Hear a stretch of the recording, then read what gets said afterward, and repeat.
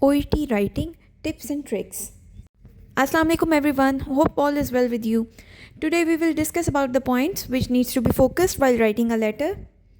So the most important thing is pattern. There are different types of letters.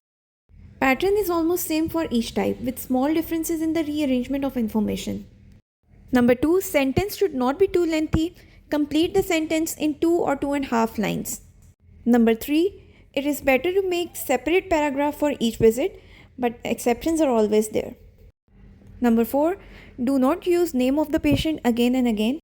Use the name once in a paragraph and then use pronoun. Like Mr. Shakil first visited me on this date, he has been suffering from. So here I used he, not Mr. Shakil. After completing your paragraph, you will proceed to the next paragraph. And in the next paragraph, you will do the same. You will use the name first. Mr. Shakil again presented to me with this complaint. He has been doing this. Number 5, the body of letter should not be less than 180 or more than 200 words. Number 6, use of linking words. These words make your sentence beautiful. Like you can use, please note that, it is worth noting.